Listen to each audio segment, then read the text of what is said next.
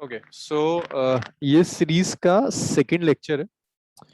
In the first lecture हम already discuss कर चुके हैं the formation of the universe के right from the big bang universe का फॉर्मेशन कैसे हुआ था। तो मैं बहुत जल्दी से उसको एक बार समराइज कर दूं क्योंकि आई थिंक काफी बच्चे नए हैं। सो बिग बैंग हुआ था। Big bang before big bang जो पूरी यूनिवर्स थी that was with in a point. Explosion हुआ, यूनिवर्स ने एक्सपेंड करना शुरू किया and with in fractions of seconds आपकी ऑब्जर्व्ड यूनिवर्स बन गई। ड्यूरिंग बिग बैंग सिर्फ एनर्जी थी, ना रेडिएशन थी ना मैटर था। रेडिएशन का भी क्रिएशन हुआ, मैटर का भी क्रिएशन हुआ, और एट द एंड जो यूनिवर्स आपको दिखती है like particles, stars, planets, galaxies, उन सब का फॉर्मेशन। तो लास्ट लेक्चर तक हम ये फॉर्मेशन डिस्कस कर चुके थे, यूनिवर्स का फॉर्मेशन कैसा हुआ वो सब हमने डिस्कस कर लिया था। स्टार्स कैसे बने, मैटर कैसे क्रिएट हुआ, रेडिएशन कैसे क्रिएट हुई, इनिशियली क्या था बिग बैंग के बाद, टाइम का क्रिएशन, स्पेस का क्रिएशन, वो सब हम डिस्कस कर चुके हैं। सो आज के लेक्चर का जो मोटिव होगा, दो मोटिव्स होंगे। एक हम ये देखेंगे वो एक्सपेंशन जो यूनिवर्स का हो रहा है, यूनिवर्स का जो साइज है वो साइज कांस्टेंट है या वो साइज इंक्रीज कर रहा है या एक्सपेंशन हो रहा है यूनिवर्स में। उसके बाद नेक्स्ट मोटिव होगा to know the energy budget of the universe, कि लाइक यूनिवर्स में क्या क्या है, आसपास आपको जो कुछ भी दिखता है उसमें क्या क्या चीजें हैं। सो ये सारी स्लाइड्स हम ऑलरेडी डिस्कस कर चुके हैं, ये हम डिस्कस कर चुके हैं, ये डिस्कस हो गया था, ये भी डिस्कस हो गया था। या यहाँ से स्टार्ट करता हूं। सो जो लोग नए हैं इसमें हम कॉस्मोलॉजी हमने स्टार्ट किया हुआ है। कॉस्मोलॉजी स्टार्ट होती है with the big bang, creation of the universe. So creation हम डिस्कस कर चुके हैं, मैटर का क्रिएशन डिस्कस कर लिया था, रेडिएशन कैसे जनरेट हुई वो डिस्कस कर लिया था, स्पेस और टाइम कैसे जनरेट हुआ वहां तक हम डिस्कस कर चुके थे। उसके आगे की डिस्कशन से शॉर्ट कर दें। यस सर आप मुझे फर्स्ट लेक्चर की रिकॉर्डिंग भेज सकते हैं? यस यस, फर्स्ट लेक्चर की रिकॉर्डिंग आपको निष्कर्ष मेल करा देंगे, मिल जाएगा। Okay so from second lecture onwards अब जो एक्सपेंशन है यूनिवर्स का, यूनिवर्स इज एक्सपेंडिंग। वो एक्सपेंशन दो तरह का हो सकता है। एक सकता है कि वो expansion, rate of expansion constant हो। रेट ऑफ एक्सपेंशन कांस्टेंट होने का मतलब है like after every 100 years universe का साइज लेट्स से 2 किलोमीटर से बढ़ जाता है। आफ्टर एवरी 100 years ये 2 किलोमीटर से बढ़ गया। दैट मीन्स एक्सपेंशन है, but that expansion is constant, rate of expansion constant है। After every 100 years 2 kilometre is a constant rate of expansion. लेकिन ऑब्जर्वेशंस, एक्सपेरिमेंट्स जो शो करते हैं वो शो करते हैं कि यूनिवर्स का एक्सपेंशन का रेट कांस्टेंट नहीं है, वो रेट कॉन्टिन्यूअसली इंक्रीज कर रहा है। एक बहुत वेग से एग्जांपल है, लाइक ऐसा हो सकता है कि फर्स्ट ईयर में यूनिवर्स में एक्सपेंशन हुआ 2 किलोमीटर का साइज में, नेक्स्ट 1 ईयर में एक्सपेंशन हो गया 3 किलोमीटर का, नेक्स्ट 1 ईयर में एक्सपेंशन हो गया 4 किलोमीटर का।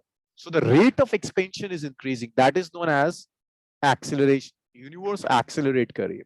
एक्सेलरेट करने मतलब ये नहीं यूनिवर्स किसी एक डायरेक्शन में भागती चली आ रही है, यूनिवर्स का साइज कॉन्टिन्यूअसली बढ़ता चला जा रहा है, और इसको लेट टाइम एक्सेलरेशन भी कहते हैं। This acceleration is also known as some late time acceleration. कोई है यहाँ जो लास्ट लेक्चर में था? क्या कोई और भी फेस ऑफ एक्सपेंशन हमने डिस्कस किया था क्लास में? कोई ऐसा है जो लास्ट लेक्चर में था? कोई और भी हमने फेस ऑफ एक्सपेंशन डिस्कस किया था यूनिवर्स का? सर जो बिग बैंग के टाइम वाला था। बिग बैंग के टाइम वाला था, उसको क्या कहते हैं? कुछ नाम याद है? सर कुछ एपॉक करके था, पूरा याद नहीं। Inflationary epoch, inflation.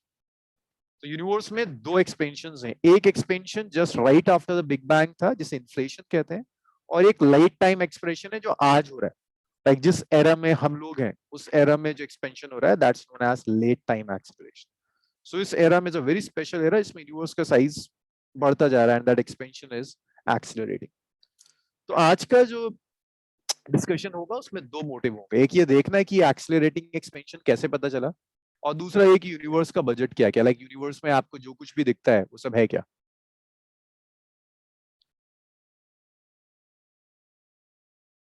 नो, ये लास्ट क्लास में भी कोई मुझसे पूछ रहा था, it's a very genuine question कि कैसे पता चला कि यूनिवर्स एक्सपेंड कर रही है। लाइक पूरी यूनिवर्स तो आपने कभी देखी नहीं ना। मतलब ये कुछ ऐसा है कि मैं आपको एक रूम के अंदर बंद कर दूं और मैं आपसे पूछूं उस रूम के बाहर क्या है। आपके पास कोई विंडो ना हो, कोई डोर ना हो उसके बाहर देखने का, और मैं आपसे पूछूं उसके बाहर है क्या। कुछ ऐसे ही आपको कैसे पता चला कि यूनिवर्स एक्सपेंड होती जा रही है? कैसे पता चला कि बिग बैंग से लेकर अब तक साइज बढ़ता चला जा रहा है? क्योंकि ह्यूमन लाइफ स्केल कितना होता है, 60 साल एक आदमी जिंदा रहता है ना। सिविलाइजेशन 1000 साल की होगी। बट ये जो फेनोमेना है, expansion of the universe, creation of the universe, ये बिलियंस ऑफ ईयर्स के फेनोमेना है। किसने देखा, कैसे पता चला कि एक्सपेंड होती चली जा रही है? तो उसका एक ही आंसर मिलता है, नेचर उसका आंसर खुद देती है। नेचर ने हर इंफॉर्मेशन ऑलमोस्ट हर चीज के अंदर कोड की हुई है। ये आपके ऊपर है कि आप उसे डिकोड कर लें। बस आपको कुछ एफर्ट्स लगानी, you can decode that information. ये जो मैं लिख रहा हूँ इसका बहुत अच्छा एग्जाम्पल है। अगर आप किसी ऑब्जेक्ट को देखते हो, कैसे दिखती है आपको ऑब्जेक्ट? लाइक सामने एक मोबाइल फोन पड़ा हुआ होगा, मोबाइल फोन आपको कैसे दिख रहा है? तो बताएगा मुझे क्या प्रोसेस होता है जिसके थ्रू आपको चीजें दिखती हैं आपके पास अगर एक मोबाइल। हाँ, Sir, image formation on the retina कैसे due होती to है the image light. Formation? Yes, image Light light formation. Reflect होती है। bounces from the हाँ, object. तो देखो, हार्ड डिस्क तो समझ में आती है ना, portable hard disk, pen drive जो आप यूज Yes, करते sir. हैं डेटा कलेक्ट करने के लिए। सबसे पुरानी जो हार्ड डिस्क या पेन ड्राइव है ना, दैट्स फोटोन। नेचर ने जो सबसे पुरानी पेन ड्राइव बनाई थी जो डेटा स्टोर कर सकती है, दैट्स फोटोन। फोटोन है क्या? लाइट के पार्टिकल्स। लाइट को जब आप पार्टिकल पिक्चर में देखोगे, then you say that light have photon. सबसे पुरानी पेन ड्राइव है ये यूनिवर्स की, फोटोन। इसके अंदर इंफॉर्मेशन कोड हो जाती है। होता क्या है, मान लीजिए ये कुछ पड़ा हुआ था आपके पास, ये कोई ऑब्जेक्ट है, मोबाइल फोन हो सकता है, लैपटॉप की स्क्रीन हो सकती है जिसके ऊपर आप देख रहे हो। एक फोटोन आया, वो उस लैपटॉप की स्क्रीन को स्ट्राइक करता है, ये फोटोन है। जिस जगह इसने स्ट्राइक किया ना, उस जगह की सारी इंफॉर्मेशन इस फोटोन के अंदर कोडेड हो गई, सब आ गया इसके अंदर। सब कुछ, सारा डेटा इस जो भी ऑब्जेक्ट है, लेट्स से मोबाइल फोन का एग्जांपल लेते हैं, जैसे ही फोटोन ने मोबाइल फोन को स्ट्राइक किया, मोबाइल फोन का सारा डेटा, उसकी स्क्रीन कैसी है, कलर कैसा है, सारा का सारा डेटा इस फोटोन के अंदर ऑटोमेटिकली ट्रांसफर हो गया। अब ये ऐसी पेन ड्राइव है जिसका डेटा डिलीट नहीं होता। अब ये फोटोन चला, आपकी आईज में एंटर कर गया, आपकी आईज ने उस फोटोन को डिकोड कर लिया। डिकोड करने का मतलब क्या है? जो भी इंफॉर्मेशन इस फोटोन में थी वो सारी की सारी इंफॉर्मेशन आपकी आईज में चली गई। फिर ब्रेन है, ब्रेन उसको डिकोड करना जानता है, उस इंफॉर्मेशन को डिकोड कर लेता है और आपको बता देता है, देखो सामने मोबाइल फोन पड़ा हुआ है, रेड कलर का मोबाइल फोन है, ये साइज है मोबाइल फोन। सिर्फ फोटोन नहीं, और बहुत कुछ है जिसके अंदर इंफॉर्मेशन डिकोड हो जाती है। बिग बैंग से लेकर अब तक देखो, बिग बैंग के बाद हुआ क्या था? फोटो एनर्जी रिलीज हुई थी ना, फोटोन्स रिलीज हुए थे। उन फोटोन्स ने वो सारी information, like right from the big bang और आज तक, वो सारी इंफॉर्मेशन वो फोटोन्स अपने अंदर कोड करते चले गए। वो सारी इंफॉर्मेशन उन फोटोन्स पर इम्प्रिंट होती चली गई, और फोटोन्स लॉस्ट नहीं होते, फोटोन्स आज तक मिल रहे हैं। उन फोटोन्स को जब आप ऑब्जर्व करते हैं तो आपको वो सारी इंफॉर्मेशन मिलनी शुरू हो जाती है। और कॉस्मोलॉजी में जब भी हम कॉस्मोलॉजी करते हैं तो उसमें कोई भी इंफॉर्मेशन दो तरह से आती है। एक आती है वो इंफॉर्मेशन थ्योरी से, लाइक आप थ्योरी बनाते हो, वो थ्योरी आपको कुछ चीजें बताएगी, but theory should be supported by observations, data. तो ज्यादा चीजें जो मैं आपको कराऊंगा, पहले वो थ्योरी थी, लोगों ने थ्योरेटिकली उसको सजेस्ट किया था, आइंस्टाइन था, शॉर्चाइल्ड था, इन सब ने थ्योरेटिकली सजेस्ट किया कि यूनिवर्स ऐसी होनी चाहिए, ये कुछ होना चाहिए यूनिवर्स के अंदर। उसके बाद डेटा आया, जिस डेटा ने उस थ्योरी को सपोर्ट किया। जैसे आपने आई डोंट नो इसमें 12th वाले कितने बच्चे हैं, आप लोगों ने पॉली का नाम सुना है? पॉली एक्सक्लूजन प्रिंसिपल, पॉली का नाम सुना हुआ है? ये तो 11th वाले Yes, बच्चों sir. ने भी सुन लिया होगा क्योंकि केमिस्ट्री में होता है आप लोगों के पास। पॉली सुना है ना, पॉली एक्सक्लूजन प्रिंसिपल वाला। सो पॉली ने क्या किया था, पॉली के टाइम पर दो चार ही पार्टिकल्स थे, एक प्रोटॉन पार्टिकल माना जाता था, एक इलेक्ट्रॉन माना जाता था, एक न्यूट्रॉन माना जाता था। कुछ एक्सपेरिमेंट्स थे, जो एक्सपेरिमेंट्स प्रोटॉन, इलेक्ट्रॉन और न्यूट्रॉन से एक्सप्लेन ही नहीं होते थे। पॉली ने क्या किया, एक पार्टिकल सजेस्ट किया, उसने उसने जो पार्टिकल सजेस्ट किया उसका नाम दिया पॉली ने न्यूट्रॉन। सब कुछ बता दिया उसने, कहा कैसा दिखेगा, मास क्या होगा, चार्ज क्या होगा, स्पिन क्या होगा, सब पॉली ने बता दिया। और पॉली के सजेस्ट करने के बाद जो भी प्रॉब्लम्स आ रही थी ना थ्योरी में, वो सारी प्रॉब्लम सॉल्व हो गई। लेकिन 40 साल के बाद लोगों ने उसे सजेस्ट किया, उसे ऑब्जर्व किया, एक्सपेरिमेंटली उसको डिटेक्ट किया। डिटेक्शन 40 साल के बाद होता है, और जब डिटेक्ट हुआ तो सारी प्रॉपर्टीज न्यूट्रिनो की वैसी ही थी जैसे पॉली ने कहा था कि होनी चाहिए। सो this is how physics works. एक पार्ट थ्योरी का है, एक पार्ट एक्सपेरिमेंट्स या ऑब्जर्वेशंस का है। तो जो कुछ भी हम आगे करेंगे, पहले उसकी थ्योरीज आई, फिर बाद में ऑब्जर्वेशंस ने उसको सपोर्ट करना शुरू किया थ्योरीज को। सो कुछ ऐसे आपको इन्फॉर्मेशन मिलती है, नेचर ने सब कुछ इम्प्रिंट किया हुआ है, कुछ फोटोन में इम्प्रिंट किया हुआ है, कुछ साउंड में इम्प्रिंट किया हुआ है, कुछ भी लॉस नहीं होता, बस आपको उसे डिकोड करना आना चाहिए। Okay, so expansion of the universe का पता कैसे चला? ये वाली जो मैं आपको ग्राफ दिखा रहा हूँ, ये एक्चुअल ग्राफ है, बहुत ज्यादा तो एक्सप्लेन नहीं कर पाऊंगा, बट एटलीस्ट आपको आइडिया मिलेगा कि यूनिवर्स का एक्सपेंशन लोगों ने कैसे डिटेक्ट किया। एडवर्ड हबल था, हबल के नाम पर एक टेलीस्कोप है जो आज भी स्पेस में लगा हुआ है, हबल टेलीस्कोप जिसे कहते हैं। हबल ने क्या किया, हबल ने स्टार्स को ऑब्जर्व किया, गैलेक्सी में जो दूर दूर स्टार्स लगे हैं, लाइक हबल का टेलीस्कोप ये था, उसने अलग अलग स्टार्स ऑब्जर्व किए, एक स्टार यहाँ ऑब्जर्व किया, एक यहाँ ऑब्जर्व किया और एक यहाँ ऑब्जर्व किया। इंटरेस्टिंग ये है कि स्टार्स रेस्ट में नहीं है, stars are moving with certain velocity, कुछ वेलोसिटी से स्टार्स जा रहे हैं। हबल ने स्टार्स की वेलोसिटी और स्टार्स कितना दूर है, मतलब सॉरी, स्टार्स की वेलोसिटी यहां ली उसने, और स्टार्स कितना दूर है उसके टेलीस्कोप से, लाइक अर्थ से हबल देख रहा था ना, अर्थ से स्टार की दूरी कितनी है, एक्स एक्सिस पर पोजीशन ली, वाई एक्सिस पर वेलोसिटी ली और ग्राफ प्लॉट करना शुरू किया। ये वो पॉइंट्स हैं, ये सब स्टार्स की वेलोसिटीज हैं। जैसे आप करते नहीं हो क्लास 10th में, आपने एक्स एक्सिस लिया, वाई एक्सिस लिया, मैंने कहा ये रे पॉइंट्स प्लॉट करना शुरू करो, आपने प्लॉट करने शुरू कर दी। बस उसने एक्स एक्सिस पे लिया position of the star, Y axis पे लिया velocity of the star, plot करना शुरू कर दिया। Graph almost almost straight line था, कुछ पॉइंट्स डाइवर्ज कर रहे थे। यहां से उसे ये मिला कि जैसे जैसे वो दूर जा रहा है, लाइक एक स्टार ये देखा, दूसरा ये देखा, तीसरा ये देखा, चौथा स्टार और दूर देखा, जैसे जैसे वो दूर के स्टार्स ऑब्जर्व करता चला जा रहा है, उसकी जो वेलोसिटी वो कैलकुलेट कर रहा था स्टार्स की, वो वेलोसिटी बढ़ती चली जाएगी। लाइक अगर इस स्टार की वेलोसिटी 1000 किलोमीटर पर आवर थी, तो इसकी 1200 किलोमीटर पर आवर है, इसकी 1500 किलोमीटर पर आवर है, this is 2000 kilometre per hour, this is very strange, like linearly very कर रहा है। यहां से हबल की कैलकुलेशंस थी, ये एग्जैक्ट ग्राफ है हबल का, जहां से उसने कंक्लूड किया था दैट यूनिवर्स इज एक्सपेंडिंग, कि यूनिवर्स एक्सपेंड कर रही है। सिर्फ वो स्टार से लाइट आ रही थी, उस लाइट से वो सारी ऑब्जर्वेशंस ले रहा था। कैसे ऑब्जर्वेशन ले रहा था वो भी मैं अभी डिस्कस करूंगा। सिर्फ लाइट आ रही थी स्टार्स की, उस लाइट से वो डिसाइड कर रहा था velocity and position of the star, और वहां से उसने कंक्लूड किया कि ओके, दूर वाले स्टार्स और तेजी से जाते हुए दिख रहे हैं, दैट मींस यूनिवर्स एक्सपेंड कर रही है, expansion of the universe. But up to this time universe का एक्सपेंशन, ऐसी कोई थ्योरी नहीं थी जो ये कहे कि universe, expansion of the universe is accelerating. वो तो सिर्फ ये कहा कि एक्सपेंड कर रही है कई सालों तक, may be after 20-30 years expansion लोगों ने एक्सेप्ट किया। लेकिन क्वेश्चन यही था कि एक्सपेंशन है कैसा, the rate of expansion is constant और rate of expansion is increasing और rate of expansion is decreasing. जैसे आप कार चलाते हो ना, कई तरह से वेलोसिटी हो सकती है, कार एक कांस्टेंट वेलोसिटी से मूव कर सकती है, कार की वेलोसिटी कॉन्टिन्यूअसली इंक्रीज कर सकती है, कार की वेलोसिटी कॉन्टिन्यूअसली डिक्रीज कर सकती है। ये क्वेश्चंस थे। इसके बाद, और जहां भी आपको लगे कि आपको मुझे रोकना, I want to discuss something, मुझे वहीं रोको and we can discuss.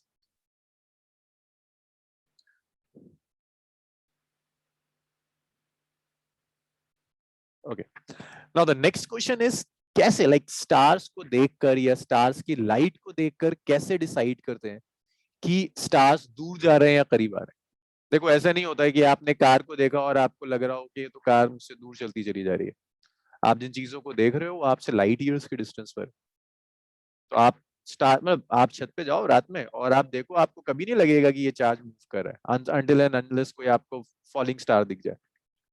Stars अपनी जगह कांस्टेंट रहेंगे, लेकिन एक्चुअल में वो आपसे दूर जा रहे हैं, मूव करते चले जा रहे हैं। अब आप कैसे डिसाइड करोगे कि स्टार्स आपसे दूर जा रहे हैं? उसको डिसाइड करने के लिए भी यूनिवर्स ने एक फिनोमेना दिया हुआ है जिसे हम कहते हैं फिनोमेना ऑफ रेडशिफ्ट। मैं कहता हूँ ना, फिजिक्स में हम कुछ इन्वेंट नहीं करते, हम सिर्फ और सिर्फ डिस्कवर करते हैं। इन्वेंशन और डिस्कवरी में फर्क है ना, सब कुछ ऑलरेडी एग्जिस्ट करता है, बस ढूंढना है। एक चीज है आप नई चीज बना रहे हो, ठीक है, सब कुछ है, बस आपको ढूंढना है जाके। ओके, सो कैसे पता चलता है कि स्टार दूर जा रहा है या करीब जा रहा है? फर्स्ट लेक्चर में मैंने एक पॉइंट डिस्कस किया था, द कॉन्सेप्ट ऑफ रेडशिफ्ट मैंने डिस्कस किया था। रेडशिफ्ट आप लोगों के सिलेबस में है, 11th के सिलेबस में भी है, 12th के सिलेबस में भी, आप लोग स्टडी करोगे रेडशिफ्ट बहुत detail.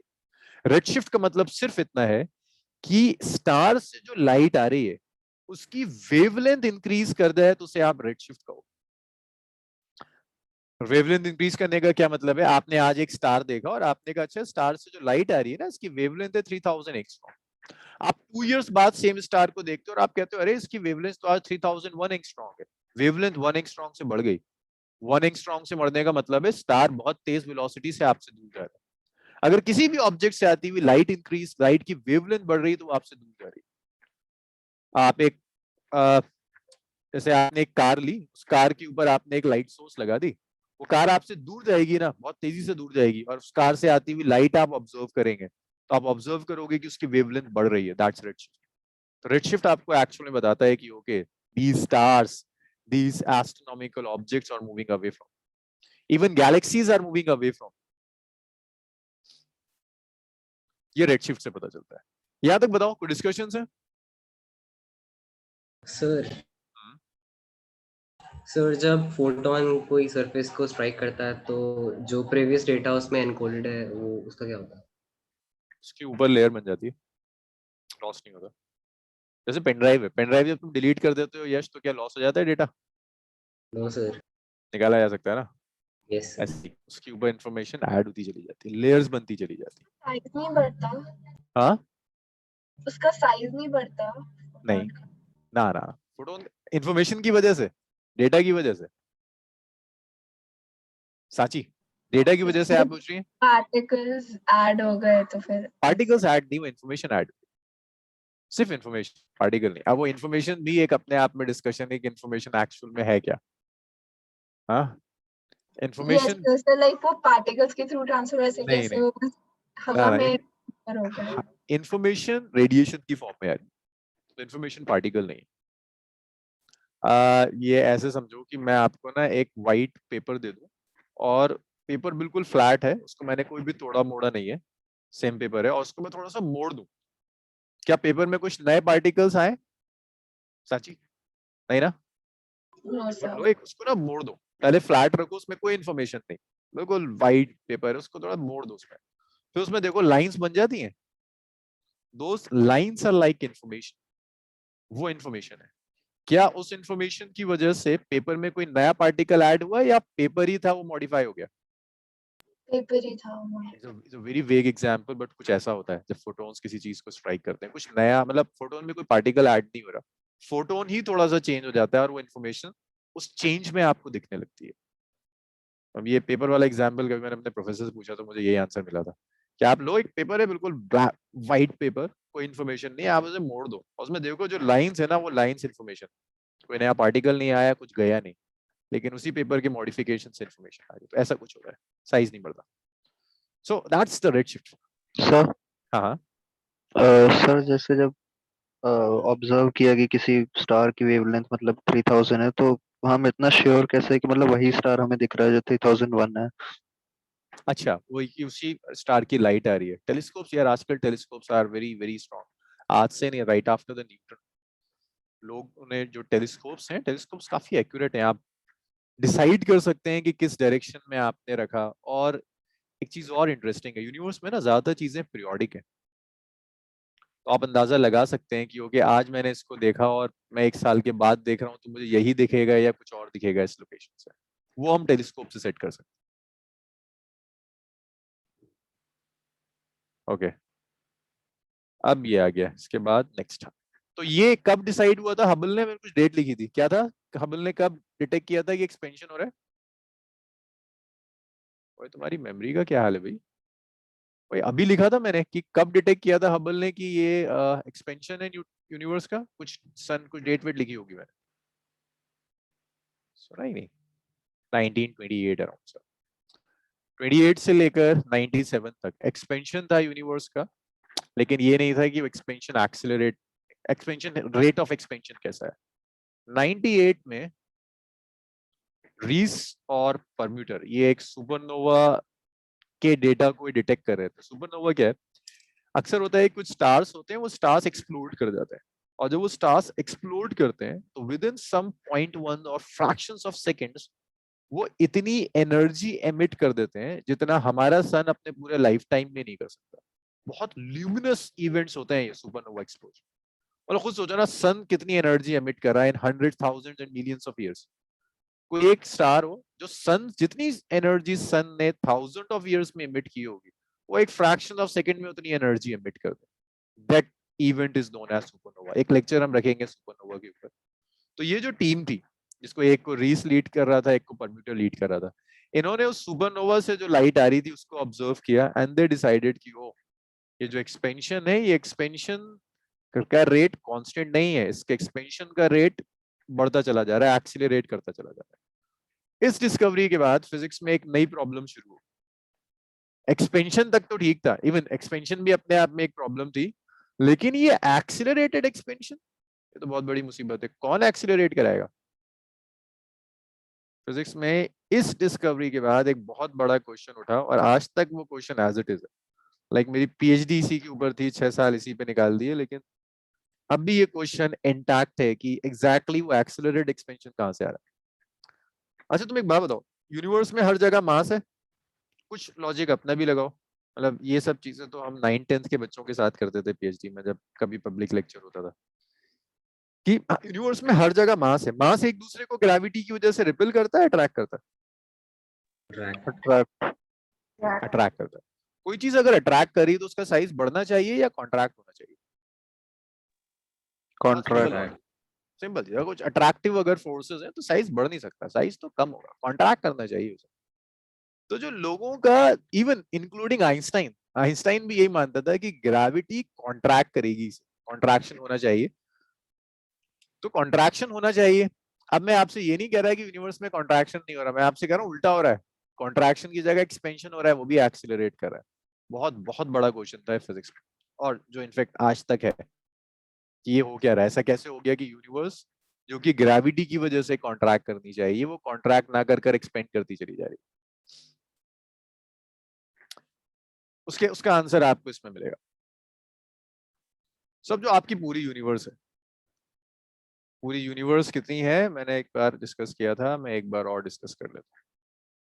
Universe, just to give you an idea of the size of the universe. हाँ देखो, ये प्लैनेट्स हैं, स्टार्स हो गए, मिलियंस ऑफ स्टार्स मिलकर, बिलियंस ऑफ स्टार्स मिलकर एक गैलेक्सी बनाएंगे।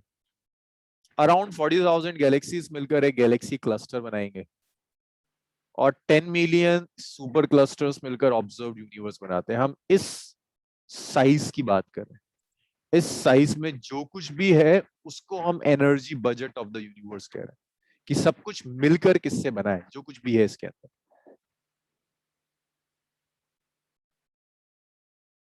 हाँ, तो energy budget of the universe में 3 चीजें आती हैं।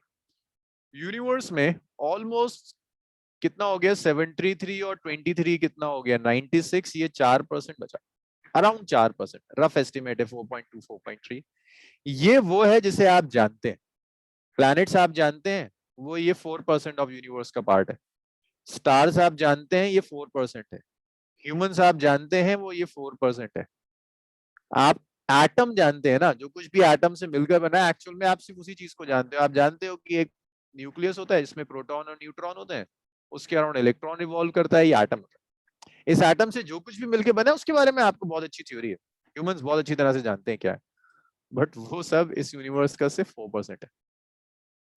रेस्ट 96% पता नहीं है, ना होता तो बहुत प्रॉब्लम्स आती हैं, होना चाहिए 96% कुछ और, ना होता तो ये भी नहीं बचता, लेकिन वो क्या है नहीं पता।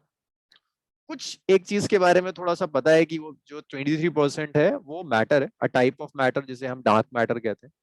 डार्क इसलिए कह रहे हैं क्योंकि ये मैटर लाइट के साथ इंटरेक्ट नहीं करता। जो आपका नॉर्मल मैटर है ना, वो लाइट को एब्जॉर्ब कर लेता है, होता है ना, हम लाइट को एब्जॉर्ब कर लेते हैं, हम लाइट को रिफ्लेक्ट कर देते हैं। जो मैंने एग्जांपल दिया था कि फोटोन आया, स्ट्राइक किया और चला गया, Yes, sir. तो फोटोन को रिफ्लेक्ट कर दिया या फोटोन को एब्जॉर्ब कर दिया, हम लाइट के साथ इंटरेक्ट करते हैं। 23% ऑफ द यूनिवर्स लाइट के साथ इंटरेक्ट ही नहीं करती। इंफॉर्मेशन कौन लेकर आएगा और कौन लेकर जाएगा? सर तो देखिए, मतलब बस ग्रेविटी से इंटरेक्ट करता है ये। हाँ, ये सिर्फ और सिर्फ ग्रेविटेशनल फोर्स के थ्रू इंटरेक्ट करता है। तो अब जब लाइट को ना एब्जॉर्ब कर रहा है ना रिफ्लेक्ट कर रहा है, तो देखने की तो बात ही खत्म हो गई ना। आप देख ही नहीं सकते इस चीज को।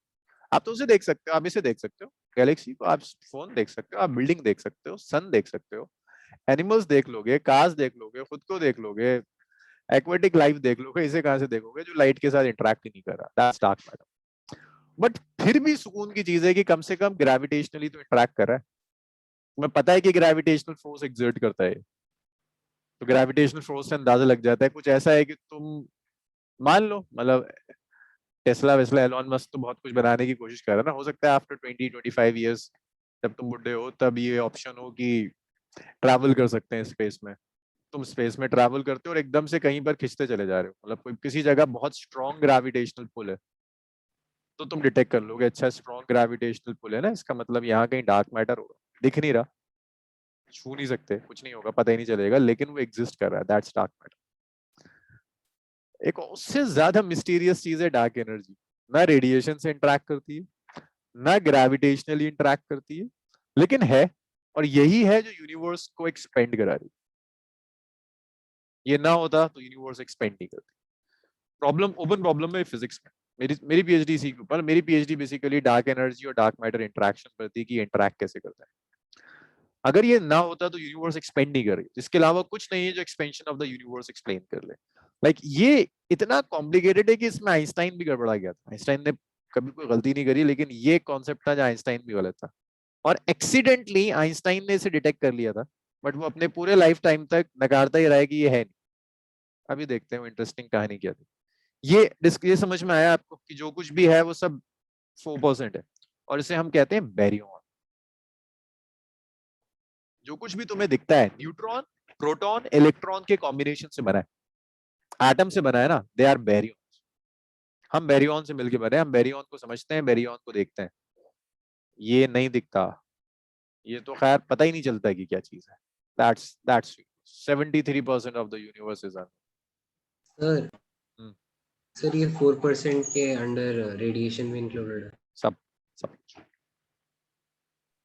सर तो ये भी पॉसिबल है कि जो 23% है ये मतलब हो सकता है हमारे अराउंड। ये हर गैलेक्सी में होता है। इसको ना डार्क मैटर हैलोस कहते हैं। अगर ये ना हो ना तो गैलेक्सी एक जगह क्लस्टर ही नहीं हो पाएगी। ये समझो कि गैलेक्सी को होल्ड करने का जो काम कर रहा है ना, वो ये डार्क मैटर कर रहा है। ये ना करे तो मिल्की वे तो टूट के निकल जाएगी। जब फॉर्मेशन, आज भी फॉर्मेशन हो रहा है, गैलेक्सीज आज भी बन रही है। ऐसा नहीं कि स्ट्रक्चर फॉर्मेशन बिग बैंग के बाद होकर खत्म हो गया, आज भी स्ट्रक्चर फॉर्मेशन हो रहा है। बट उस स्ट्रक्चर फॉर्मेशन को करने के लिए ना आपको एक हेलोस चाहिए, आपको एक सिस्टम चाहिए जो होल्ड कर ले सारे मास को, जो इधर उधर ना जाने दे। वो हेलोस ये डार्क मैटर बनाते हैं। I am not sure. Matter में सिर्फ ग्रेविटी ही है ना, रेडिएशन नहीं है ना? ग्रेविटी सिर्फ gravitation force, very very strong gravitational force. इतना स्ट्रॉन्ग ग्रेविटेशनल फोर्स जो गैलेक्सीज को होल्ड करके रखता है। That's dark matter. ओके, अब आज का जो नेक्स्ट टास्क होगा ना, that is will try to finish at least baryons and dark matter. अब देखो, ये तो फर्स्ट लेक्चर था। मैं बहुत डिटेल में क्या बातें ज्यादा कर रहा हूँ इसलिए इतना खींच रहा है, अदरवाइज ये फर्स्ट 1 आवर में खत्म हो जाना चाहिए था। तो ये इंट्रोडक्टरी है। मैं सिर्फ आपको ऊपर ऊपर से बता रहा हूँ कि बैरियन क्या है, डार्क मैटर क्या है, डार्क एनर्जी क्या है। बट आप लोग फिजिक्स के स्टूडेंट्स हो, 11th और 12th के, आप कैलकुलेट कर सकते हो। So from the next week onwards, we will calculate what is the age of the universe, how we calculate the size of the universe, dark energy की calculations कैसे करते हैं, मतलब रियल प्रोजेक्ट्स करना शुरू करेंगे। एंड यू विल अप्रिशिएट कि जो आप 10th में पढ़ रहे हो, मतलब 11th में जो आप पढ़ रहे हो, जो कैलकुलस आपने पढ़ा होगा या आप कैलकुलस जो पढ़ेंगे, 12th वाले बच्चे ग्रेविटेशन थोड़ा बहुत पढ़ चुके हैं। एक्सेलरेशन जो आप पढ़ोगे 11th में जो बच्चे हैं, वो चीज यही यूज होगी।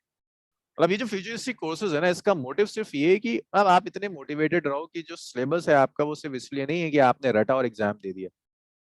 That syllabus have some really very interesting real life implication, that's one of them. सब कुछ आपको उसी सिलेबस से डिराइव करके दिखाऊंगा, even age of the universe. So that's baryons. जो कुछ आपको दिखता है, जो आप समझते हैं, जो आप और मैं जानते हैं, that's बैरियंस। So baryons are subatomic particles made up of 3 quarks. Basically होता है क्या है, सब कुछ ना हेड्रॉन से है, जो कुछ भी है दे आर हेड्रॉन्स। हेड्रॉन्स दो तरह के होते हैं, एक वो हेड्रॉन्स होते हैं जिसमें ऑड नंबर ऑफ क्वार्क्स होते हैं।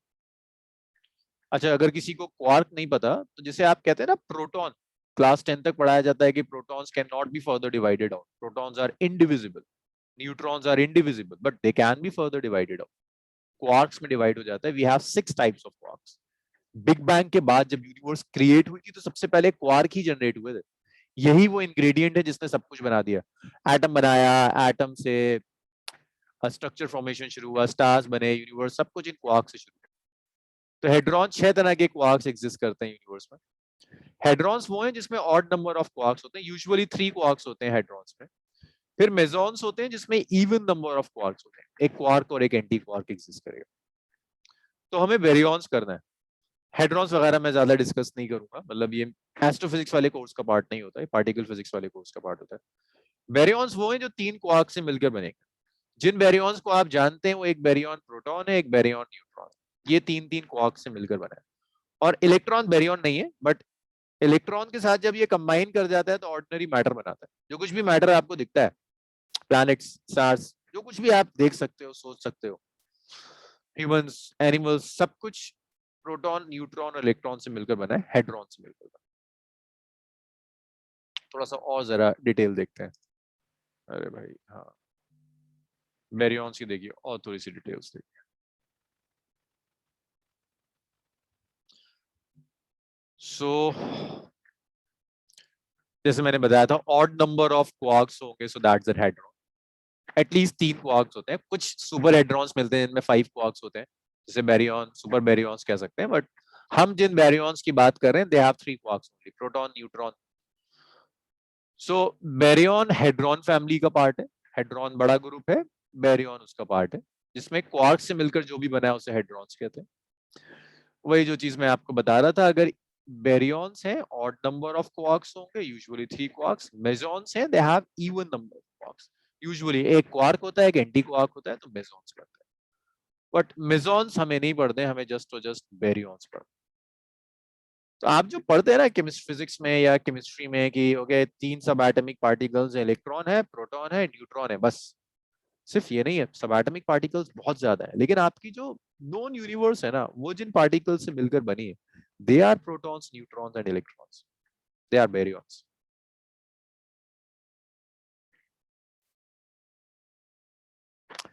जो कुछ भी है यूनिवर्स में वो सब जो विजिबल दिखता है, 4% ऑफ द यूनिवर्स बेरियॉन्स और इलेक्ट्रॉन्स मिलकर बनी है। अब जो दिखता है वो बहुत ज्यादा इंटरेस्टिंग नहीं होता, जो नहीं दिखता वो ज्यादा इंटरेस्टिंग है, that's dark matter. 23% of the universe is dark. अब जो भी मैटर है ना, जब मैं कहता हूं matter, that means dark matter and baryon both. जब कॉस्मोलॉजी में हम मैटर कहते हैं, that means both dark matter and this known matter. So total matter का 85% डार्क है, बस 15% है जो कि बेरियॉन है, जो हमें दिख रहा होता है। It's non baryonic. Non baryonic means ये क्वार्क से मिलकर नहीं बना, क्वार्क नहीं है जो ये नॉन बेरियॉनिक मैटर बनाता है।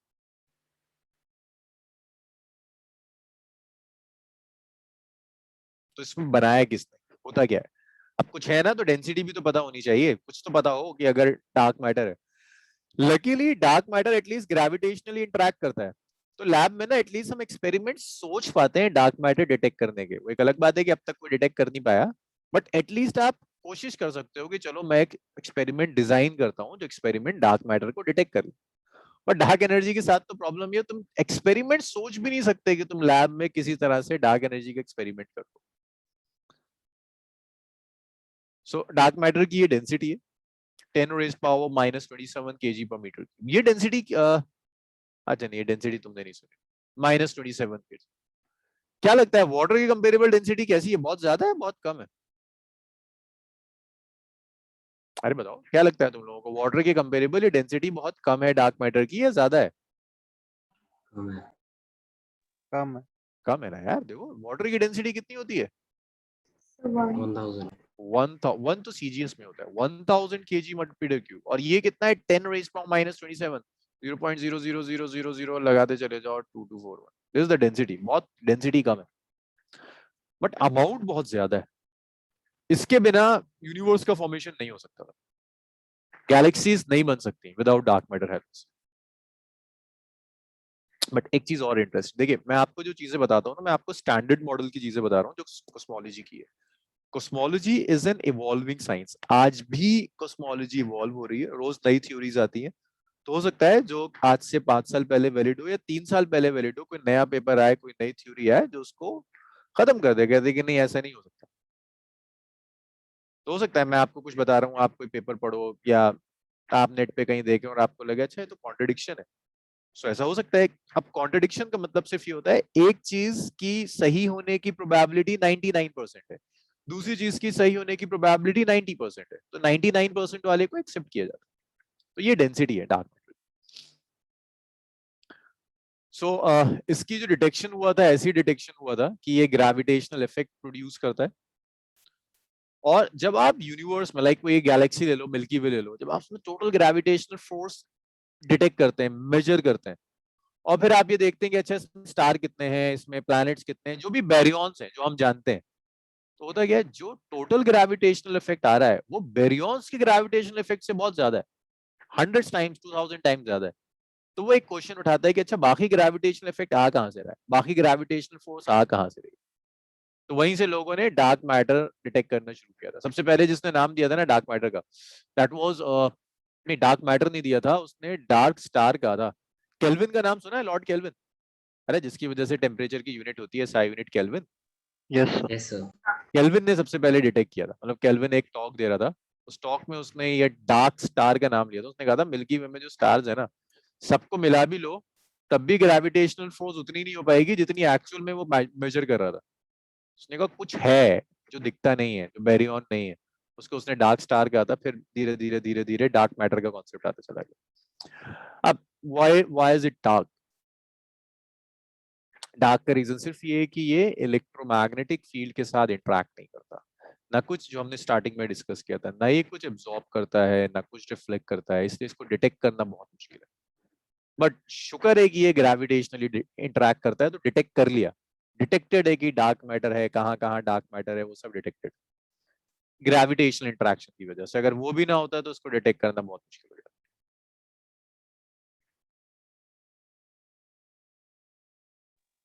Sir yes.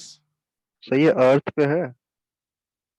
अर्थ में, अर्थ के अंदर नहीं है, लेकिन हाँ हमारी गैलेक्सी में है।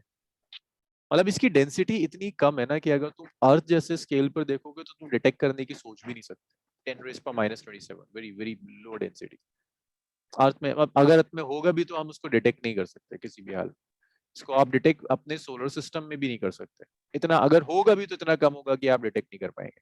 आप यस सर, डिटेक्ट तब न्यूज कर में पाएंगे आया जब था आप कहीं, गैलेक्सी के लेवल पे जाएंगे। हाँ कोई न्यूज में ऐसा था कि कोई कुछ एक्सपेरिमेंट्स हो रहे हैं अब कहीं। हाँ, मतलब लोग उसके लिए ना, असल में मैं अभी इसमें आऊंगा, लास्ट वाला जो पॉइंट है ना उसी पे आऊंगा। लोग लैब में उसे डिटेक्ट करने की कोशिश कर रहे हैं, डिटेक्ट करने की, डार्क मैटर को डिटेक्ट करने की कोशिश है कि वो पार्टिकल्स जनरेट करने की कोशिश कर रहे हैं जो पार्टिकल्स डार्क मैटर बना सकते हैं, जिन पार्टिकल की प्रॉपर्टीज डार्क मैटर की प्रॉपर्टीज के साथ मैच कर जाएगी, जिसे विम्प कहते हैं, weekly interacting massive particles. I am coming, अभी आ रहा हूँ। बट अर्थ पे डार्क मैटर है नहीं। ओके सो ये जो कैलकुलेशन फ्रॉम मैनी गैलेक्सीज, हाँ, तो जैसे मैंने आपको बताया कि गैलेक्सीज टूट गई होती है, मतलब गैलेक्सीज एक दूसरे को होल्ड ही नहीं कर पाती अगर डार्क मैटर नहीं होता।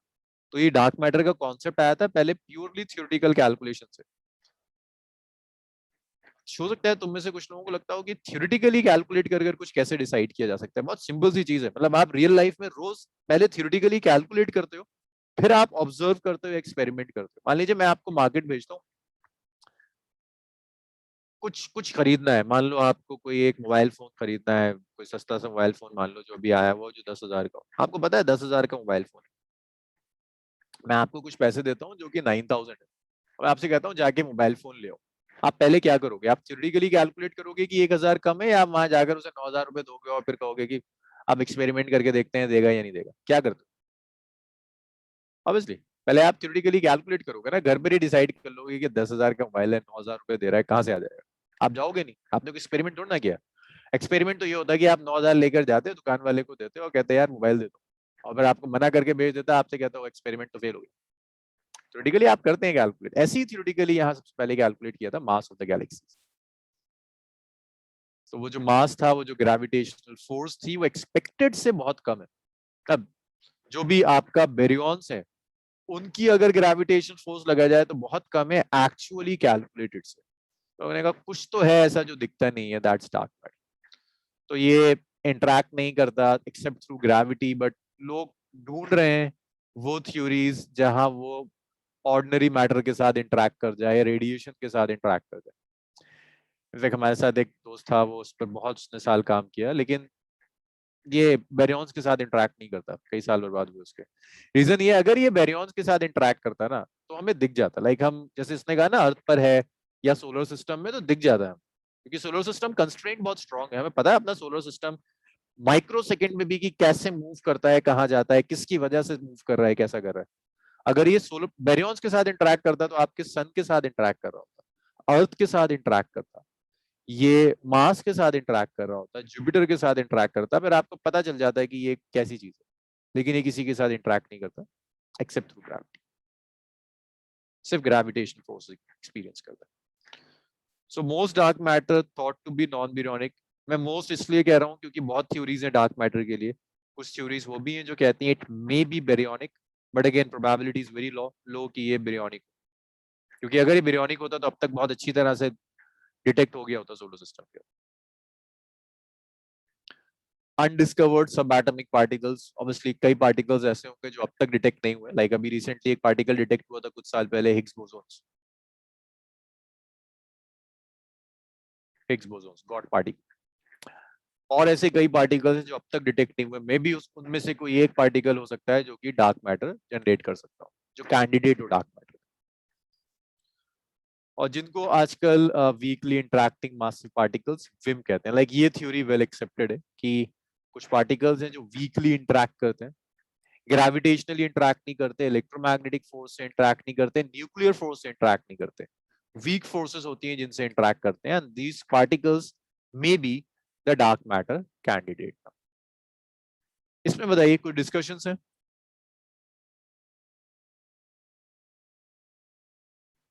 ओके कोई डिस्कशन नहीं ना इसमें, so these are dark matter. अच्छा एक चीज और है, जैसे जैसे हम आगे बढ़ेंगे ना आगे के लेक्चर्स में, ये हमेशा एक मूवी नहीं रह सकती। जैसे मैंने पहले फर्स्ट लेक्चर में जो था एक पूरी मूवी दिखाई थी आपको, ऐसा नहीं हो सकता कि रोज मूवीज आएंगी। जब कुछ स्टार्ट होगा तो मैं जरूर आपको एनिमेशंस दिखाऊंगा, वीडियोस दिखा पाऊंगा, सिमुलेशंस दिखा पाऊंगा, लेकिन उसके बाद के जो कुछ लेक्चर्स होंगे उसमें कैलकुलेशंस होंगी। आज तो कैलकुलेशन नहीं है, नेक्स्ट टाइम से कैलकुलेशंस आएंगी, क्योंकि वो आपने वो जो वीडियो देखी है उसको अगर आप कैलकुलेशन से एक्सप्लेन नहीं कर सकते तो आप फिजिक्स नहीं कर रहे, और हम फिजिक्स करने बैठे हैं। तो धीरे धीरे चीजें थोड़ी थ्योरेटिकल होंगी, थोड़ी कैलकुलेशंस आएंगी, एंड यू विल अप्रिशिएट कि आप जितनी कैलकुलेशंस आप जानते हैं उससे आपके बड़े बड़े फिनोमेना एक्सप्लेन कर सकते हैं। Next is how dark matter is detected. अब ये डिटेक्शन के लिए मुझे आपको थोड़ी बहुत कॉस्मोलॉजी पढ़ानी होगी। जब हम कॉस्मोलॉजी पढ़ लेंगे थोड़ा बहुत, साइज ऑफ द यूनिवर्स कैसे निकालते हैं, एज ऑफ द यूनिवर्स कैसे निकालते हैं, तब तक मैंने आपको टूल्स सिखा दिए होंगे जिन टूल्स के बेसिस पर मैं आपको डिटेक्शन सिखा पाऊंगा। अभी मेरे लिए डिटेक्शन पढ़ाना पॉसिबल नहीं है, मैंने लिख दिया, but we'll do it later, आगे के लेक्चर्स में आएंगे। अभी तो 3 महीने का कोर्स है काफी time. Next interesting thing, dark energy. कहाँ गया, डार्क एनर्जी। इसे डार्क कहने का जो रीजन है ना, ऐसा नहीं है कि डार्क दिखती है, ब्लैक दिखती है, this is dark in the absence of a theory, इसलिए डार्क है। डार्क मैटर इसलिए डार्क है क्योंकि इलेक्ट्रोमैग्नेटिकली इंटरैक्ट नहीं कर रहा है, ये तो ग्रेविटेशनली भी इंटरैक्ट नहीं करती। तो डार्क लिखने का जो फिलोसॉफिकल रीजन है वो सिर्फ यही है कि it's dark in the absence of a theory. कोई थ्योरी नहीं है, एग्जैक्ट थ्योरी नहीं है डार्क एनर्जी के लिए, a form of energy. 73% universe में डार्क एनर्जी है, जो लेट टाइम एक्सेलरेशन हो रहा है वो ये करती है, and this exerts a repulsive pressure. Dark energy आपकी यूनिवर्स को एक्सपेंड करती चली जा रही, साइज बढ़ता चला जा रहा है। तो ऑब्वियसली मतलब आप ऐसे समझो ना, एक बलून है, आप सब बलून पर खड़े हुए हो, बलून बढ़ता चला जा रहा है, तो सब आप एक दूसरे से दूर होते चले जा रहे हैं। कोई एक दूसरे को देखेगा तो उसे लगेगा अच्छा ये तो मुझसे दूर भाग रहा है। कुछ ऐसा यूनिवर्स में हो रहा है जो लगता है ना कि स्टार्स दूर जा रहे हैं, गैलेक्सीज दूर जा रही हैं। रीजन क्या है? आप जिस बलून पर हो, जिस यूनिवर्स में आप हो, वो यूनिवर्स एक्सपेंड करती चली जाए, जिसका साइज बढ़ता चला जाए। इसमें कुछ डिस्कस करना है किसी को? देखो, इस कोर्स का एक रीजन है आपकी क्यूरियोसिटी ना खत्म हो। कभी कभी क्लासेस में ना अनफॉर्चुनेटली एज अ टीचर हम भी आपके क्वेश्चंस को दबा देते हैं, या फिर क्वेश्चंस बहुत ज्यादा उनके आंसर्स बुकिश होते हैं। ये कोर्सेज वो हैं जहां अपनी क्यूरियोसिटी खुली छोड़ सकते हो। सर रिपल्सिव प्रेशर का क्या मतलब हुआ? रिपल्सिव मींस ये मैटर को रिपेल कर रहा है। ग्रेविटेशन क्या करता है? अगर एक मास है, जैसे ये पेन है, अर्थ इसको अट्रैक्ट करेगा ना, ये अट्रैक्ट नहीं कर रहा, ये रिपेल कर रहा है। मतलब इसकी वजह से प्लैनेट्स एक दूसरे को रिपेल करेंगे, इसकी वजह से गैलेक्सीज गैलेक्सीज को रिपेल करेंगी, सब दूर जाएगा। That's dark energy. कुछ ऐसा है जो रिपेल कर रहा है। इसको ऐसे समझ सकते हो कि तुम एक बलून लो, उस बलून में जब तुम एयर फिल करोगे तो बलून कैसा प्रेशर दे रहा है? अट्रैक्टिंग प्रेशर दे रहा है, रिपल्सिव प्रेशर दे रहा रिपल्सिव। है? रिपल्सिव। तभी तो उसकी वजह से साइज बढ़ता चला जा रहा है। ये मतलब है रिपल्सिव प्रेशर, कुछ ऐसा जो कि सबको दूर फेंक रहा है। That's dark energy. Excuse me, sir. Yes yes. Sir dark energy reason है यूनिवर्स एक्सपैंड होने का। डार्क एनर्जी रिस्पॉन्सिबल है यूनिवर्स एक्सपेंड होने का। This is dark energy which is expanding the universe. At least अब तक की थ्योरी तो यही कहती है। सो तो जो नोन यूनिवर्स है उसका डार्क एनर्जी उस यूनिवर्स को एक्सपैंड कर रहा है। बिल्कुल। नोन, देखो जो नोन ही नहीं है उसके बारे में तो कुछ नहीं कह सकते। It's about the known universe only. जो हमारी नोन यूनिवर्स है, उस नोन यूनिवर्स को ही एक्सपेंड कर रहा है। पता है नोन नोन यूनिवर्स का मतलब क्या है? लाइट की, देखो जब हम कहते हैं ना नोन यूनिवर्स, तो ये भी लाइट की स्पीड कितनी?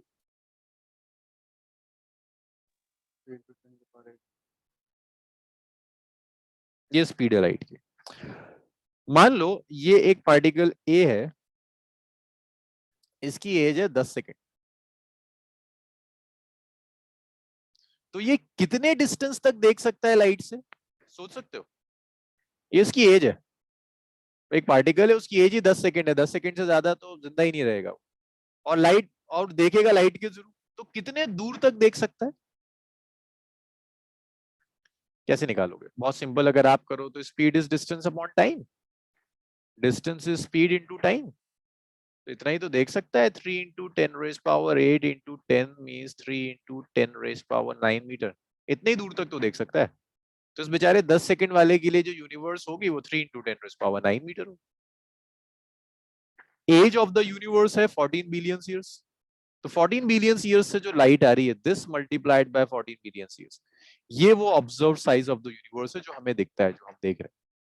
That's the observe universe. उसके बियॉन्ड क्या है? बढ़िया।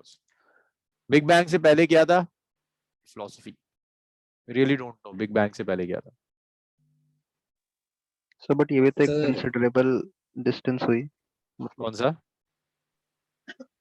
जो ये अभी डिराइव हुई थी। कंसिडरेबल डिस्टेंस है, लेकिन कॉस्मोलॉजिकल स्केल्स पे तो कुछ भी नहीं है। जब आप कॉस्मोलॉजी करते हो then that distance is a point. आप कितना टाइम ले रहे हो? 10 सेकंड्स या 14 बिलियन ईयर्स? सर वो 14 मिलियन वाला। हाँ, 14 billion, yes, is a considerable distance. That is the size, observe size of the universe, जिसे हम जानते हैं। That's the size of the universe. तो मैक्स हिस्ट्री बिग बैंग ही है ना? हाँ, दोबारा। यूनिवर्स की मैक्सिमम हिस्ट्री बिग बैंग ही बिग है। बैंग है, बिल्कुल बिग बैंग। बिग बैंग से पहले के लिए कुछ नहीं पता। अभी तक नहीं पता। मैं हमेशा ये कहता हूँ, कोई पूछता है बिग बैंग के बारे में तो अभी तक नहीं पता। I don't know, may be 10 साल 20 साल के बाद कोई आ जाए, कोई थ्योरी आ जाए कि ओके बिग बैंग से भी पहले कुछ था और फिर वो बिग बैंग हुआ और जनरेट हुआ। बट अभी तक सिर्फ बिग बैंग के बाद का हमें पता है। एग्जैक्टली ये भी नहीं पता कि at the instant of big bang क्या था। बिग बैंग के बाद मैंने शायद डिस्कस भी किया था, ये कुछ 10⁻⁻41 सेकंड से पता है। बिग बैंग होने के 0.0040 लगा दो और 1, इतने सेकंड के बाद पता है क्या था। लेकिन बिग बैंग को अगर t इक्वल टू 0 कर दो ना, यहाँ क्या था एग्जैक्टली हम आज भी नहीं जानते। सर हम्म, सर बिग बैंग के बाद जो एक्सपेंशन हुआ था उस सब के लिए डार्क एनर्जी रिस्पॉन्सिबल है। इन्फ्लेटॉन एक फील्ड थी जिसे इन्फ्लेटॉन कहते हैं। इन्फ्लेटॉन एक फील्ड थी, एक तरह की फील्ड जिसे इन्फ्लेटॉन कहते हैं। सर तो उस टाइम हमने डार्क मैटर और डार्क एनर्जी का क्रिएशन डिस्कस की। ये जो इन्फ्लेटॉन है ना, इसकी प्रॉपर्टी थोड़ी सी अलग होती है जो डार्क एनर्जी हम अभी डिस्कस करेंगे। मतलब एक बार आप क्विटेशन समझ जाओगे ना, उस वक्त देखो डार्क मैटर तो था ही नहीं, बेरियन था ही नहीं, उस वक्त ये इन्फ्लेटॉन था, जिस इन्फ्लेटॉन ने यूनिवर्स को एक्सेलरेट कर दिया। इन्फ्लेटॉन की प्रॉपर्टी जो आज लेट टाइम एक्सेलरेशन जो डार्क एनर्जी दे रही है उससे थोड़ी सी अलग है, बट उनमें क्या डिफरेंस है उसके लिए आपको ना क्विटेशन समझना होगा, तब जाकर मैं इन्फ्लेटॉन आपको समझा पाऊंगा इन्फ्लेटॉन कैसे। तो डार्क एनर्जी ये तो समझ में आ गया कि कुछ है, अब वो एग्जैक्टली क्या है यार, देखो हम क्या क्या जानते हैं, हम ये जानते हैं ना, या तो मैटर होगा या रेडिएशन होगी, ये दो चीजें हमारे समझ में आती हैं, उसके अलावा हमारे समझ में कुछ नहीं आता। एज ह्यूमंस हम ये दो चीजें जानते हैं, जो कुछ भी है या तो वो मैटर है या रेडिएशन है, और कुछ नहीं है। दिस इज समथिंग एल्स, इन दो के अलावा कुछ और है जिसे हम डार्क एनर्जी कह रहे हैं। ना मैटर ना रेडिएशन, के अलावा कुछ है, कुछ नया, जिसे आप डार्क एनर्जी कहते हैं। कैंडिडेट्स फॉर डार्क एनर्जी, ये पूरा पेज भर सकता था, इतने कैंडिडेट्स हैं डार्क एनर्जी के लिए जो लोगों ने प्रपोज किए हैं, बट मैं फिलहाल जो डिस्कस कर रहा हूं ये दो बहुत प्रोमिनेंट है। एक जो एक्सीडेंटली आइंस्टाइन ने डिस्कस किया था, कॉस्मोलॉजिकल कांस्टेंट, और एक क्विंटेसेंस। अभी देख रहा हूं क्यों कह रहा हूं कि आइंस्टाइन ने इसे एक्सीडेंटली डिस्कवर किया, तो फिर आइंस्टाइन ने खुद ही मना कर दिया कि ये नहीं होगा। तो देखो कॉस्मोलॉजिकल कांस्टेंट, आइंस्टाइन के टाइम पर ना, इनफैक्ट आइंस्टाइन ने खुद कैलकुलेट किया था कि जो यूनिवर्स होनी चाहिए, that universe should be static. Static universe की थ्योरी थी।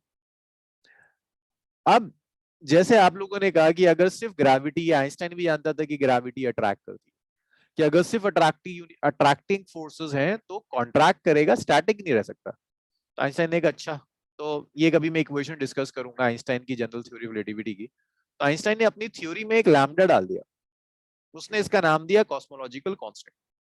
उसने कहा ये कांस्टेंट है जो कुछ एनर्जी देगा, और ये एनर्जी आपकी ग्रेविटी को बैलेंस करी हुई है, इसकी वजह से यूनिवर्स कॉन्ट्रैक्ट नहीं होती, इसकी वजह से यूनिवर्स आपकी स्टैटिक है। जैसे बलून है, बलून में जो रबर होती है, वो रबर क्या कोशिश करती है कि बलून एक्सपेंड कर जाए या कॉन्ट्रैक्ट करने की, क्या लगता है आपको? बलून लो, हवा भरो उसमें, बलून की जो रबर है वो क्या कोशिश कर रही होती है कि बलून एक्सपेंड करे या कॉन्ट्रैक्ट करे? कॉन्ट्रैक्ट। क्यों नहीं करता कॉन्ट्रैक्ट? मतलब बलून में हवा भरी हो, मैंने रख दिया, कॉन्ट्रैक्ट क्यों नहीं कर रहा? सेम साइज का क्यों रहता है? बैलेंस, कौन बैलेंस कर रहा है? Static energy. प्रेशर। ना, एयर प्रेशर। बलून में आप एयर भरते हो ना, एयर निकालोगे तो कॉन्ट्रैक्ट कर देगी, वो जो एयर है वो रबर की जो टेंडेंसी है ना कॉन्ट्रैक्ट करने की, उसे बैलेंस कर रहा है। कुछ कुछ वहां से ही इंस्पायर्ड रहा होगा, और आइंस्टाइन ने स्टैटिक के लिए आइडिया ऑफ कॉस्मोलॉजिकल कांस्टेंट दे दिया। उसने कहा यूनिवर्स में एक एनर्जी है कॉस्मोलॉजिकल कांस्टेंट, और ये कॉस्मोलॉजिकल कांस्टेंट है जिसने यूनिवर्स को स्टैटिक रखा हुआ।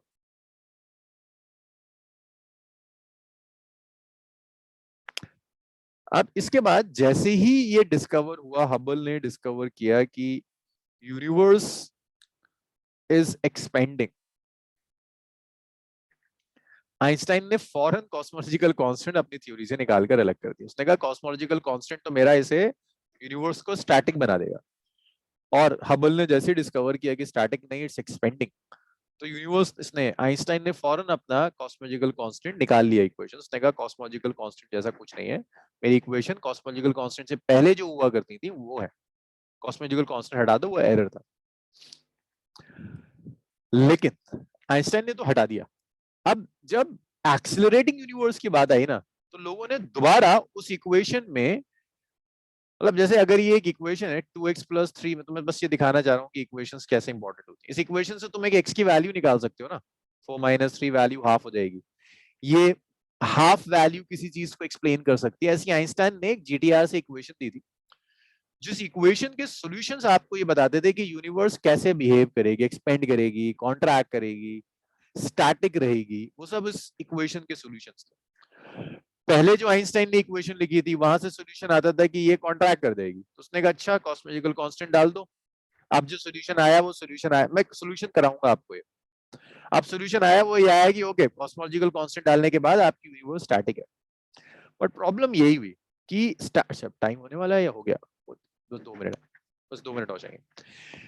अब प्रॉब्लम यही है कि भाई कॉस्मोलॉजिकल कांस्टेंट डालने के बाद तो यूनिवर्स स्टैटिक हो गई थी, बट हबल ने डिस्कवर किया that universe is expanding, expansion हो रहा है। आइंस्टाइन ने फौरन डाले कई सालों के बाद लोगों ने दोबारा आइंस्टाइन की इक्वेशन में कॉस्मोलॉजिकल कांस्टेंट डाला, क्योंकि कॉस्मोलॉजिकल कांस्टेंट एक रिपल्सिव फोर्स दे रहा था, और जो सोल्यूशन आया वो सोल्यूशन ये शो कर रहे थे कि यूनिवर्स एक्सीलरेट करेगा। मतलब आइंस्टाइन अगर अपनी जिंदगी में कॉस्मोलॉजिकल कांस्टेंट ना हटाता, उसी को लेकर कैलकुलेट करता, तो जो रीस ने 98 में डिस्कवर किया था ना कि यूनिवर्स इज एक्सीलरेटिंग, आइंस्टाइन अपने लाइफ टाइम में डिस्कवर कर चुका था that universe is accelerating, but उसे पता नहीं था।